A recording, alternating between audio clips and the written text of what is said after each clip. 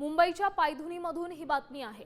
पायधुनी परिसरात 7 वर्षाच्या चिमुकलीवर गोडाऊनच्या वॉचमॅनने लैंगिक अत्याचार केल्याची धक्कादायक घटना घडली आहे। या घटनेमुळे संतप्त नागरिकांनी पायधुनी पोलीस ठाण्याला घेराव घातलाय। आरोपीला फाशीची शिक्षा द्या अशी मागणी केली। पोलिसांनी आरोपीला ताब्यात घेतलाय। त्याच्यावर पॉक्सो आणि बलात्काराचा गुन्हा दाखल केलाय।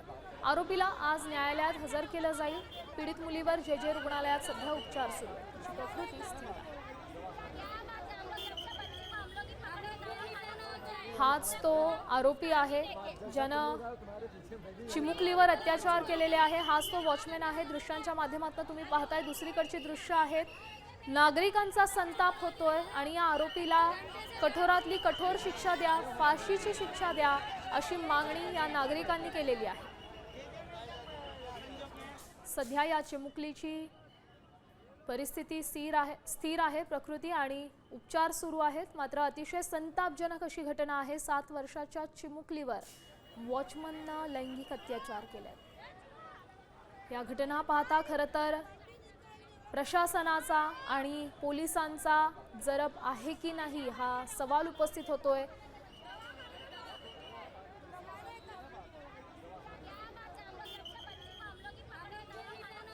अशा प्रवृत्ती अतिशय घातक ठरतात समाजासाठी। 7 वर्षाच्या चिमुरडीवर वॉचमनने अत्याचार केलेला आहे आणि या लैंगिक अत्याचारानंतर संपूर्ण परिसरात संतापाचं वातावरण आहे। या संदर्भातली अधिकची माहिती देत आहेत आपल्या प्रतिनिधी साक्षी यादव। साक्षी, सध्या परिसरातली काय स्थिती आहे? अत्याचार झाल्यानंतर ही बाब लक्षात कशी आली आणि सगळी प्रक्रिया कशी सुरू झाली? काल ही घटना उघडकीस आल्याला आपल्याला पाहायला मिळालं। पायधुनी येथे अल्पवयीन मुलीवर अत्याचार करण्यात आला होता। आरोपी इस्लाम परवेज असे या आरोपीचं नाव होतं। पायधुनी पोलिसांनी त्याला अटक सुद्धा केली। परवेज जो आहे तो मा कॉर्पोरेट सर्व्हिस या ठिकाणी वॉचमॅन म्हणून कामाला होता। त्याने 8 वर्षीय मुलीवर अत्याचार केला आहे। ती मुलगी वॉशरूमला जात असताना तिला वॉशरूम मधून तोंडावर तिच्या स्कार्फ बांधून त्यांनी घेऊन आला आणि अत्याचार केल्याची घटना उघडकीस आली।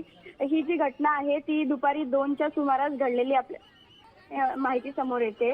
या घटनेनंतर संतप्त नागरिकांनी पायधुनी पोलीस ठाण्यात जो आहे तो घेराव धरलेला आपल्याला पाहायला मिळत आहे। नक्कीच साक्षी, धन्यवाद दिलेल्या या सविस्तर अपडेटसाठी।